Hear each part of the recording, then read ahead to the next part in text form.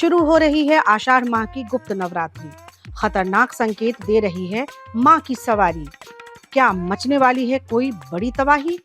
क्या आने वाली है कोई प्राकृतिक आपदा? क्या होगा अंजाम?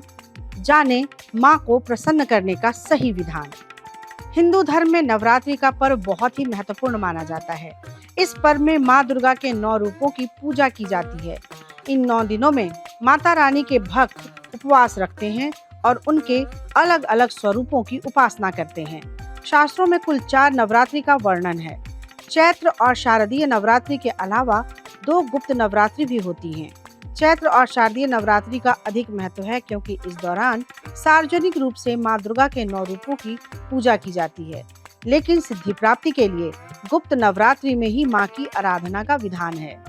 गुप्त नवरात्रि माघ महीने और आषाढ़ महीने में आती है। आषाढ़ महीना 23 जून से शुरू हो गया है। पंचांग के मुताबिक 6 जुलाई से आषाढ़ की गुप्त नवरात्रि शुरू हो रही है, जो 15 जुलाई तक चलेंगी। इस तरह इस बार ये नवरात्रि 9 दिन की बजाय 10 दिन की होगी। इस बार ये नवरात्रि और कई मायनों में बेहद अलग होने वाली है। आषाढ़ की गुप्त नवरात्रि 6 जुलाई यानी शनिवार से होने वाली है। धर्मशास्त्रों के अनुसार जब भी नवरात्रि की शुरुआत शनिवार से होती है तो माता रानी घोड़े पर सवार होकर आती है। लिहाजा इस साल गुप्त नवरात्रि पर माता दुर्गा का वाहन घोड़ा होने वाला है, जिसे बहुत अशुभ माना जाता है। तो क्या कोई प्राकृतिक आपदा आने वाली है? क्या कोई बड़ी तबाही मचने वाली है? धर्मशास्त्रों के अनुसार माता की ये सवारी वाकई तबाही का संकेत देती है। ये प्राकृतिक आपदा आने की ओर इशारा करती है। अगर ये बात सच साबित हुई तो 6 जुलाई के बाद देश में कोई अनहोनी घटना हो सकती है। इस अनहोनी से बचने के क्या उपाय हैं? चलिए जानते हैं। गुप्त नवरात्रि के दौरान 10 महाविद्याओं की पूजा अर्चना गुप्त तरीके से की जाती है। मान्यता है कि जो भी भक्त माँ दुर्गा के 10 स्वरूपों की सच्ची श्रद्धा के साथ पूजा अर्चना करता है, उस पर माँ की जमकर कृपा बरसती है।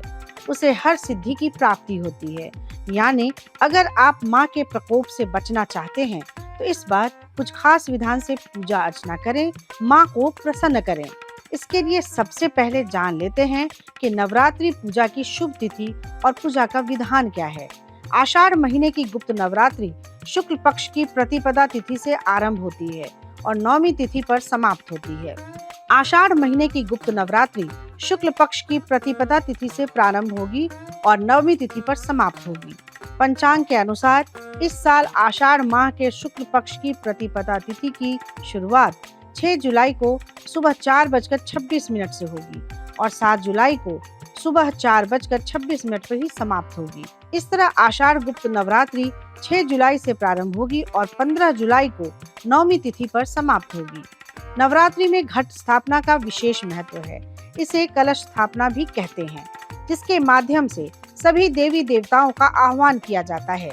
इस साल आषाढ़ नवरात्रि की घट स्थापना का मुहूर्त 6 जुलाई को सुबह 5:56 से लेकर 10:05 तक है। इसकी स्थापना अभिजीत मुहूर्त में भी की जाती है, जिसकी अवधि दोपहर 11:47 से 12:38 तक है।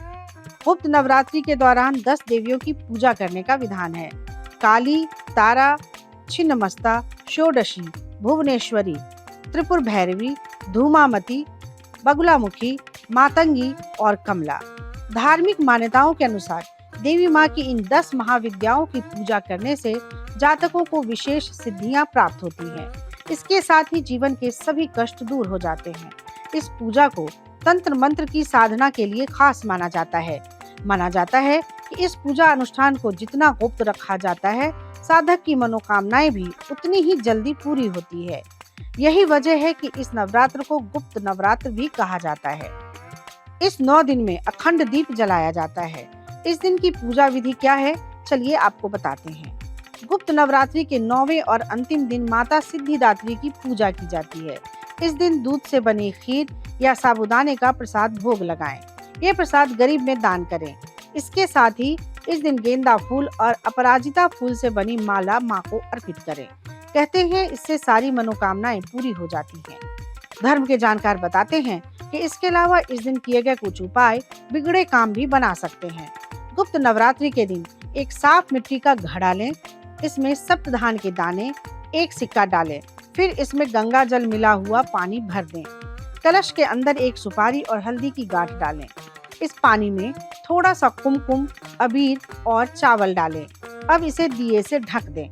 इस दिए पर छोटा नारियल रखें। नारियल पर कलावा बांधकर इस कलश की विधिवत पूजा करें। बच्चों को बुरी नजर से बचाने के लिए गुप्त नवरात्रि में हनुमान चालीसा का पाठ करें। हनुमान जी को अर्पित किया हुआ काजल और सिंदूर बच्चे को लगाएं। कैसी लगी आपको हमारी ये जानकारी, हमें कमेंट बॉक्स में जरूर बताएं। बाकी धर्म कर्म से जुड़ी तमाम जानकारियों के लिए सब्सक्राइब कीजिए हमारा चैनल और देखते रहिए न्यूज़ नेशन स्तुति।